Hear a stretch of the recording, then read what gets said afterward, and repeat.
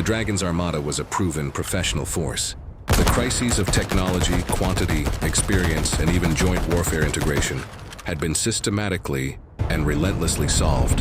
With the Type 052D, the People's Liberation Army Navy, or PLAN, had built a world-class fleet of destroyers and had mastered them. But in achieving this final mastery, they faced the most brutal and unforgiving reality of military power: the problem of attrition. A powerful peacetime navy is one thing. A navy that can fight, sustain losses, repair its ships under fire, and replace them faster than the enemy can sink them is another entirely. This is the grim industrial calculus of modern warfare. The PLAN's new fleet was a magnificent creation, but it was a fleet with no experience of combat losses. It had been built in an era of relative peace. The true measure of a superpower navy is not its strength on day one of a conflict, but its strength on day 100 after the brutal, grinding reality of combat has taken its toll. This was the final, terrifying question. Could China's naval industrial base, for all its stunning speed in peacetime, sustain a fleet in a high-attrition war? The United States' naval dominance is not just built on its powerful ships, but on a vast, resilient, and battle-hardened industrial base, with a century of experience in mass-producing warships, and, critically, repairing them under the extreme pressures of combat. In a prolonged conflict in the Pacific, ships will be damaged. Ships will be sunk. This is an unavoidable reality. If the PLAN were to lose its precious new destroyers faster than its shipyards could build them, its hard-won naval power could be attrited into oblivion. The dream of a global navy could be shattered not by a single decisive battle, but by the slow, grinding meat grinder of a sustained high-intensity conflict. The tyranny of numbers still favors the established industrial power in a long war. China had proven it could build a magnificent first wave, but could it build the second, third, and fourth waves needed to endure and win? The solution was not a new design, but the relentless continuation and acceleration of the existing one. It was a clear, unambiguous national commitment to building a fleet with the sheer mass and industrial backing to absorb combat losses and keep fighting.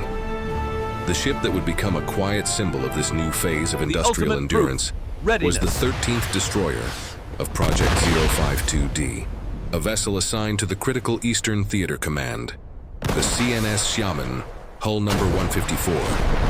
The Xiamen was a statement of industrial resolve. Commissioned in late 2017, she was not a prototype, a proof of concept, or even a novelty. She was a product. She was a testament to a mature, efficient, and high-speed production line that was now operating at a wartime pace. In peacetime, she was the tangible proof that China was not just building a showcase fleet, but a true fighting fleet with the numbers to back it up. Assigned to the Eastern Theater Command, the fleet directly facing Taiwan, and the most likely flashpoint for a high-intensity conflict, the Xiamen's role was clear: to be part of the overwhelming, sustainable mass needed to win a long fight. Her arrival was a powerful symbol of the PLAN's transition, from simply building a navy to building a navy with the strategic depth to endure the harsh realities of modern warfare. The proof of this new industrial reality is in the relentless operational tempo of the Xiamen and her dozens of sister ships. Immediately after her commissioning, the CNS Xiamen became a frontline workhorse of the Eastern Fleet. Her deployments have been the undeniable proof of a navy preparing for the most demanding scenarios. We have seen her, the proof in her readiness, participating in the massive, multi-day live fire exercises that have become a routine feature in the waters around Taiwan. These are not simple drills. They are complex, high-intensity simulations designed to test the fleet's ability to sustain a high operational tempo under combat conditions. We have seen her on long-range patrols, pushing deep into the Pacific, testing the limits of the Navy's logistical and maintenance chains. The most profound proof is the simple, undeniable fact of her existence and that of her many sisters. The Xiamen was the 13th ship of her class. Today, that number has more than doubled. The production has not slowed. It has continued with newer, even more capable Type 052DL variants rolling off the assembly lines. This relentless, unstoppable production is the ultimate validation. It proves that China has successfully built an industrial engine that can not only create a world-class fleet, but can also sustain, expand, and replace it. The Dragon does not just have claws, it has the ability to regrow them stronger than before. The legacy of the CNS Xiamen is that she is the ship that represents the industrial soul of the new Chinese Navy. She is the embodiment of the moment. China's naval power transitioned from a technological marvel into a sustainable, industrial-scale force of nature. While the Kunming was the revolutionary blueprint, the Xiamen and her sisters are the proof that China can turn that blueprint into an endless, overwhelming reality. They are the ships that provide the strategic depth, the sheer numbers that turn a powerful fleet into an enduring one. They are the quiet professionals, the workhorses that have answered the final, most difficult question. Can you sustain it?